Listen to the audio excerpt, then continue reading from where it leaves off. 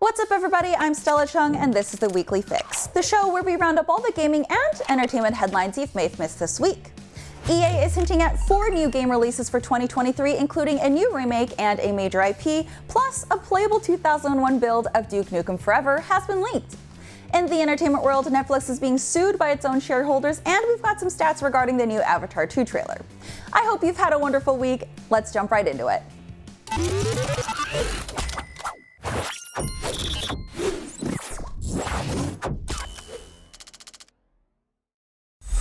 Electronic Arts showed investors in an earnings call a sneak peek at what they are cooking up for 2023, including a planned unannounced remake and a major IP. EA's presentation gave investors a look at the next few months of releases with F1 2022, FIFA, Madden NFL, Need for Speed, and NHL coming this year. However, what's really got some excited is the January through March 2023 lineup, which includes 4 big, enticing unknowns that include a major IP, a remake, a partner title, and a sports title. One name franchise that was revealed was PGA Tour. It's unclear what any of the 4 upcoming titles are, and EA has said the titles have not been publicly disclosed, so the known Dead Space remake is out of the question, which means we're getting a second remake of something in 2023. Let me know your guesses in the comments. As for the major IPTs, it is possible we could get the next Dragon Age or Mass Effect game, as both of which are in development but haven't been given full-blown public announcements with official titles. Another slide in the EA presentation mentions a new studio in the Seattle area working on a quote unannounced open-world action-adventure game, which could be another candidate. When it comes to the other 2 titles, we can guess the sports title may finally be the birth of EA's unannounced EA Sports College Football.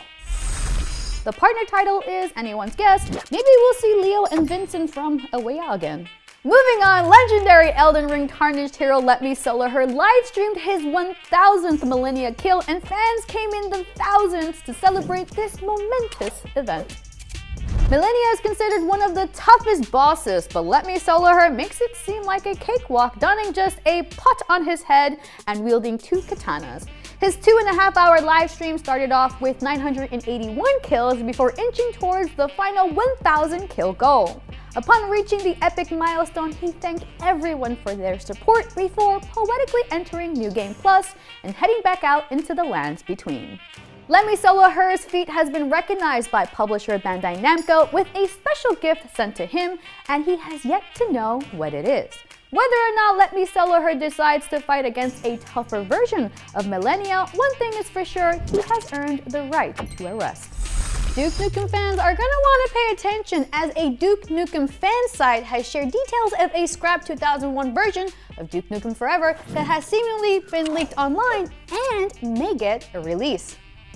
Details posted on 4chan show gameplay footage and several screenshots of what is essentially a completely different version of the 2011 release. A huge chunk of the game is apparently playable, looking more akin to the 1996 Duke Nukem 3D. The leaker has also allegedly built an editor to release a full version of the game sometime in June, as almost every level is present in some form, with most weapons fully functional. Content from the 2011 E3 trailer is also reportedly playable, but whether or not this is also released with the full version is not confirmed. The final version of Duke Nukem Forever was not exactly well received. IGN gave it a 5.5 out of 10, which was one of the more positive reviews of the game. But what do you think of Duke Nukem Forever? Would you want to play this unreleased version of the game? Let me know in the comments. Moving on, the long-awaited Resident Evil Reverse may soon be on its way, despite Capcom being completely silent on it following a series of delays. As per a tweet by Gematsu, the PvP game received an update to its European PEGI rating for its Google Stadia version, hinting that it's not forgotten and Capcom is still working on it. And not surprising for a Resident Evil game, it's getting a PEGI 18 rating. Originally meant to arrive alongside Resident Evil Village, Capcom has yet to confirm a release window, but a game rating usually signifies that a relatively complete version of the game is finished and should not be too far off from release. The PS4, Xbox One, and PC versions already received ratings last year when Resident Evil Village was released, though Reverse was later delayed to the summer and then delayed again till sometime in 2022. No updates have been made by the developers since the delay, so this news is promising considering those who bought Resident Evil Village have been eagerly awaiting this PvP portion of the game. At least, I've been desperately waiting for it. It's a really good game. Gotham Knights will be released exclusively for next-gen consoles, and WB no longer plans to release the game for Xbox One or PlayStation 4. The publisher released a new gameplay trailer today showing off Nightwing and Red Hood in action in stunning detail and noted Gotham Knights will not be coming to last-gen consoles. No specific reason was given other than WB aims to provide players with the best possible gameplay experience. Considering we are a year and a half into this current console generation, many are praising the decision, happy for developers to begin the transition to current-gen consoles, i.e. the PlayStation 5 and the Xbox Series X and S. Anecdotally, it was about as far into the PlayStation 4 and Xbox One lifecycle when Batman Arkham Knight was released. This generation has seemed slow to take off, in part because of how hard it's been to find the new consoles, but also because of how many games are cross-generational thanks to backwards compatibility. But exclusively next-gen games were bound to happen eventually. Do you agree with Warner Bros.' decision to cancel Gotham Knights' last-gen releases? Let me know in the comments. Moving on, EA announced the FIFA series will officially change its name to EA Sports FC after this year's FIFA 23, ending an almost 3-decade-long partnership with the football governing entity. EA Sports announced today the change in name while also reassuring fans that despite dropping FIFA, EA Sports FC will keep FIFA's league, club, and player licenses, including over 19,000 players, 700 teams, 100 stadiums, and 30 leagues. Considering previous reports suggested FIFA wanted to charge EA $1 billion every 4 years to use the name, it makes sense EA has pushed for the name change. EA CEO Andrew Wilson has reportedly said that the only value the FIFA name offered EA outside of the World Cup year was the 4 letters on the front box. Going on to say, I would argue, and this may be a little biased, that the FIFA brand has more meaning as a video game than it does a governing body of soccer. The final FIFA game will include, quote, more features, game mode, World Cup content, clubs, leagues, competitions, and players than any FIFA title before, with more details on EA Sports FC coming July of 2023. And in other more extraterrestrial EA news, the BioWare store listed and then promptly deleted a product description that implied the Mass Effect protagonist Commander Shepard is returning in the next game. Just a quick spoiler warning in case you haven't played Mass Effect 3. The product in question was a Mass Effect 5 poster with a brief plot synopsis in the description alluding to the return of Commander Shepard. Though the mention was quickly removed from the listing, we still managed to get a screenshot thanks to YouTuber Mr. Holfen. The original description read as, the show goes on. Shepard's final quest may have ended the threat of the Reapers, but at great cost, including Earth itself. While Shepard and the survivors are left to pick up the pieces, fans are left wondering what's next. This was later changed to, the threat of the Reapers might have been ended, but at great cost, including Earth itself. While the survivors are left to pick up the pieces, fans are left wondering what's next.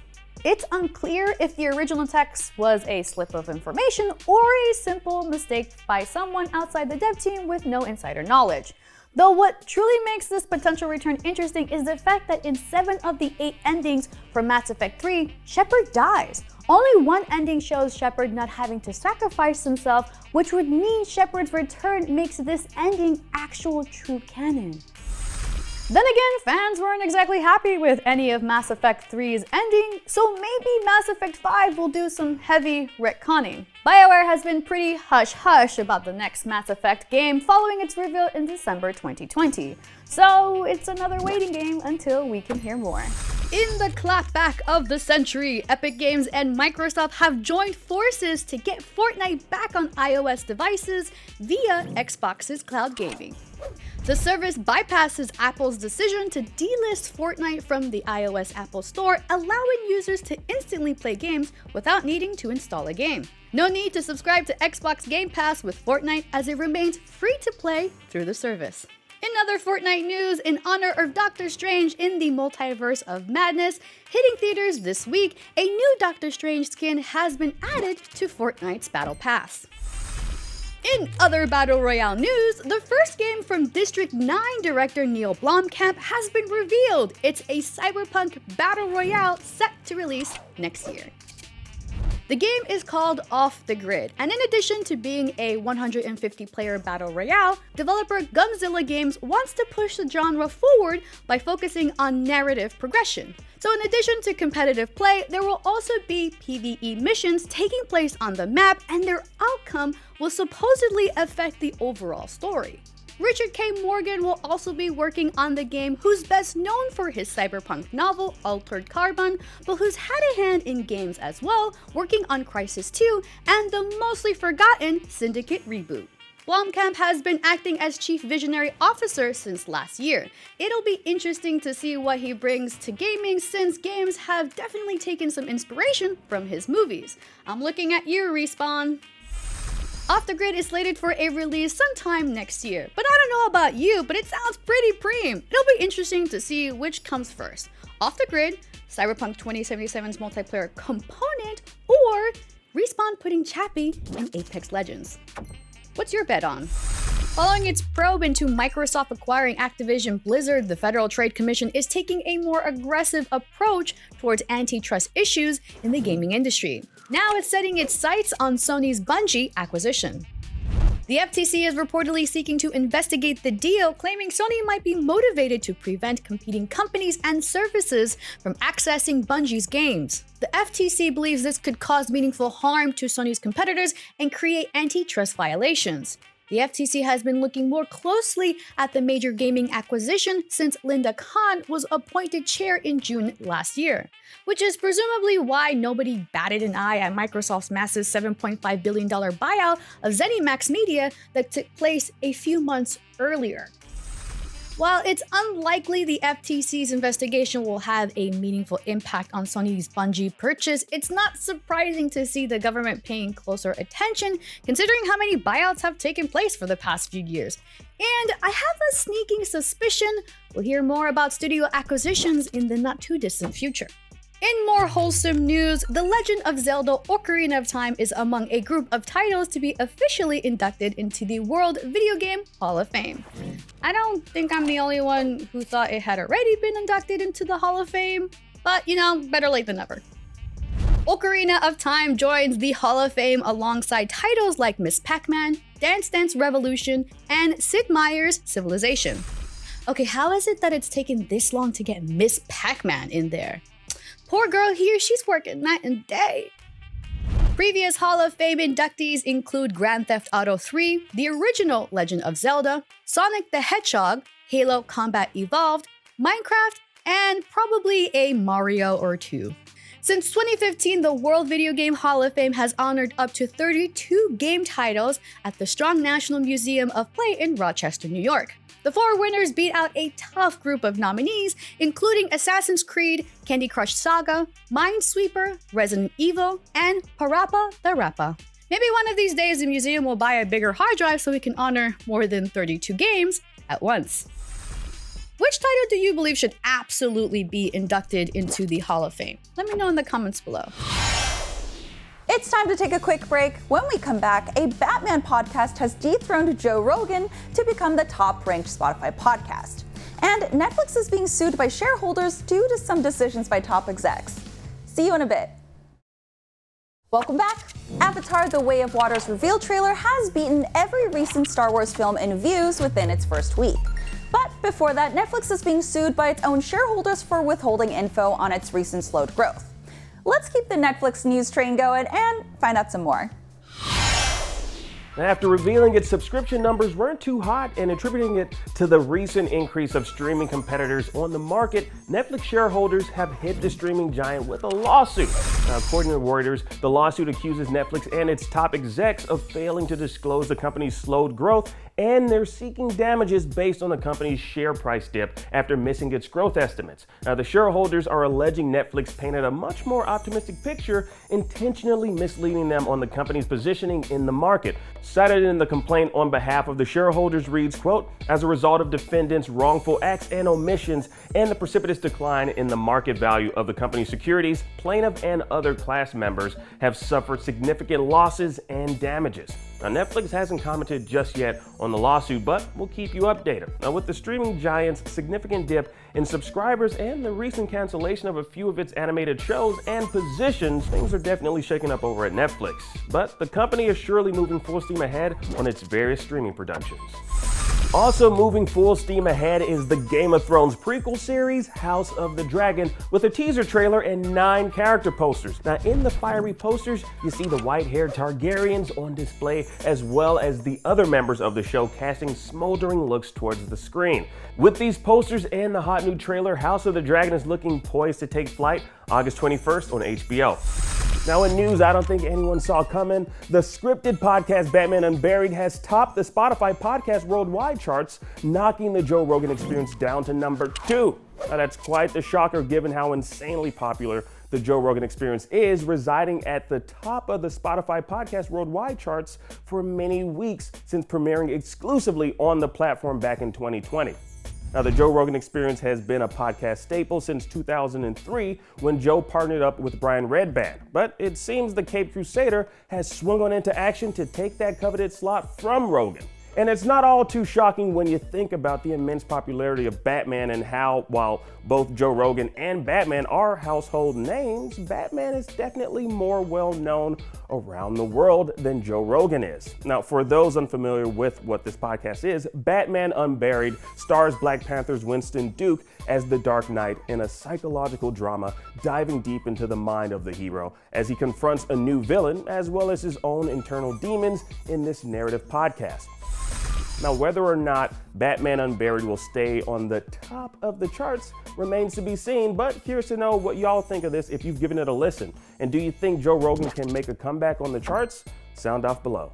Give me a hi-ya, everybody! Cobra Kai Season 5 is coming sooner than expected to Netflix. Now, this comes to us from a post the official Cobra Kai Twitter handle dropped, showcasing a short trailer that features some familiar faces. Now, we see some new team-ups and the aftershocks of the events that took place in the Season 4 finale. As to why the release date has been bumped up a few months early, I don't know, maybe all the recent bad press Netflix has been getting. They need to score a win amongst fans. Now, whatever the case may be, just get excited when Cobra Kai Season 5 hits Netflix September 9th. In non-spoiler Doctor Strange news, now that the long-awaited sequel is finally out, viewers are debating whether it was given the appropriate rating.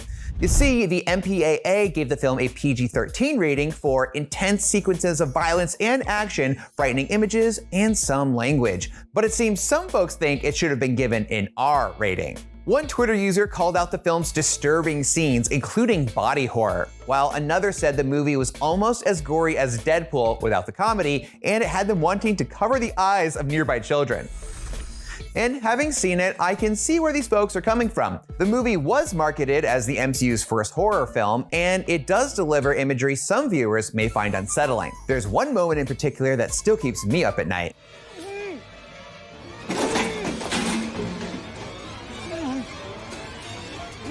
If you know, you know.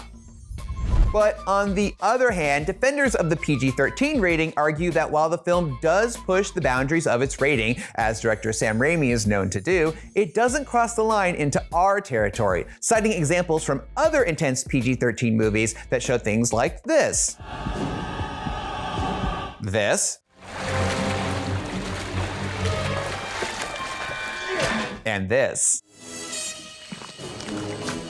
Now, according to the MPAA, PG-13 films can have depictions of violence, but it's when the violence is both realistic and persistent, that's when it gets an R rating. Most of the violence in the movie is the result of magic spells and the like, and they cut away from the truly gory bits, so you can see how Raimi got to have his cake and eat it too. For those of you who have seen Doctor Strange, do you think it should have earned an R rating, or was PG-13 just what the doctor ordered? Let us know in the comments. Marvel's Black Panther: Wakanda Forever is due to arrive later this year, but as we all know, lead actor Chadwick Boseman tragically passed away due to colon cancer in 2020, and now actor Martin Freeman has opened up about what it was like making the sequel without him. The Everett Ross actor told Collider about his experience, calling it strange, odd, and sad. He said, quote, "There's also no question that at the heart of it, there's quite a gap now, and you felt it. Of course, it was odd with Chadwick Boseman not being there. There's no way around that. When he passed, I thought, okay, well, maybe there just won't be another one, but there are still other stories to tell within that world and other great characters. I think, and I hope that we've made a good film. I trust director Ryan Coogler a lot." It sounds like it was a tough experience for him and everyone involved, but they believe in the story that will carry on the legacy of Boseman's T'Challa. We'll all get a chance to see it on November 11th later this year. Avatar: The Way of Water isn't out until December, so we can't track its box office earnings like movies are a competitive sport quite yet, but it's not too early to start tracking how many people are watching the trailer, and the answer is a whole bunch. In the first 24 hours since the trailer premiered, it attracted a whopping 148.6 million views online, which is more than any of the trailers for the recent Star Wars movies. These numbers come by way of The Hollywood Reporter, who got them straight from Disney. For context, some other recent blockbuster trailers have been F9, The Fast Saga, which got 202.7 million views in 24 hours, Black Widow with 116.8 million, and Star Wars: The Rise of Skywalker with a measly 112.4 million views in 24 hours. I'm just kidding, that's a very high number still. But keep in mind there's a bit of goalpost moving going on here. The latest Avatar trailer didn't even get half as many views as the current record holder, Spider-Man: No Way Home. That got 355 million views in its first day, which is a lot. A handful of other MCU trailers have easily broken that 200 million view mark as well. What is impressive is that the Avatar trailer didn't premiere online. There was a 5-day stretch where you could only see it theatrically attached to Doctor Strange in the Multiverse of Madness, and a whole lot of people saw it that way. It also leaked online, and presumably Disney premiered the legit trailer so that people weren't just seeing a crappy cam rep of this incredibly high definition film that James Cameron has spent over a decade working on. A huge part of the first Avatar's success can be accredited to moviegoers in China, and it's worth noting that only 23 million of the new trailer's views came from that part of the world. So despite most people saying that they don't care about Avatar, a lot of people seem to, at the very least, be curious about the sequel. Of course, clicking on a 2-minute YouTube video is a lot less work than dragging your ass to a movie theater, paying extra to rent 3D glasses, and then sitting there for 2+ hours watching big blue cat people do stuff with their ponytails, so it doesn't necessarily mean that James Cameron's long-awaited sequel to the very popular Fern Gully remake will be a slam dunk at the box office, but the trailer numbers are definitely boding well currently. Also, side note, IGN posted about this on Twitter, and a few people accused us of being paid off by Disney for reporting that the trailer for an upcoming Disney movie outperformed trailers for a different movie franchise owned by Disney. Maybe think that over. Anyway, two things that Disney has not yet acquired are Transformers and Lego, and those two properties are officially teaming up for the first time ever. This morning, the official LEGO Twitter teased an upcoming Optimus Prime set, and by teased, I mean they released a video of nothing but text and logos and a vague release window, but this is exciting news for toy nerds nonetheless. Although those same toy nerds have probably already seen the leaked photos that are floating around the internet, which we can't show you because that might make the folks at LEGO bricks, to put it politely. Now, for context, Transformers is owned by Hasbro, which is technically one of LEGO's competitors, which is probably why this hasn't happened sooner, and kind of why it's surprising to see it happening at all. For several years, starting in 2011, Hasbro had its own line of Transformers construction toys as part of their Creo line, but that line has since been discontinued, presumably because it was outsold by LEGO. The set itself is rumored to be of classic Gen 1 Optimus with a whopping 1,508 pieces and a price tag of around $170, and it's said to include his Ion Blaster, Energon Axe, the Allspark, and a jetpack, plus a little plaque that LEGO likes to include with its fancy old collector sets. Now, it's going to be interesting to see if this is a one-off collector's item or the start of a proper partnership. Transformers is one of the few properties that hasn't gotten LEGO sets at this point, so it would be pretty cool if we saw more. It's also worth noting that Hasbro also owns Power Rangers, and a Lego Megazord would be pretty cool. Anyway, the teaser says Lego Optimus is rolling out in June 2022, which is just a matter of weeks away, so presumably we'll have more info on how to order or pre-order it very soon. Now, if you're still watching after I blacked out and rambled about toys for 3 minutes, great. Let's jerk the wheel real hard in a totally different direction: disgusting body horror. Deadline spoke to David Cronenberg about his upcoming film Crimes of the Future, and the acclaimed director fully expects audiences to be thoroughly revulsed by the film. He said, "There are some very strong scenes. I'm sure that we will have walkouts within the first 5 minutes of the movie. I'm sure of that. Some people who have seen the film have said they think the last 20 minutes will be very hard on people and that there will be a lot of walkouts. Some guy said that he almost had a panic attack." Now, if you're familiar with Cronenberg's work, this shouldn't come as too much of a surprise, and if you're not familiar and you've got a strong stomach, you owe it to yourself to check out some of his past films, including but not limited to the '86 remake of The Fly, Scanners, Videodrome, Naked Lunch, and Existence. And honestly, body horror apparently runs in the family, and David's son Brandon Cronenberg made his directorial debut in 2020 with the wonderfully upsetting Possessor. Of course, before you can make people walk out of a movie, you've got to get them to walk into it in the first place, which will probably be a tall order since Crimes of the Future releases stateside on June 10th, opening against Jurassic World Dominion. Please, I implore you. I love dinosaurs too, but support your local twisted Canadian filmmakers who make movies so gross you might have a panic attack. I'm Stella Chung, and that was your Weekly Fix. We'll be back here next Saturday with more of the biggest gaming and entertainment news of the week. See you then.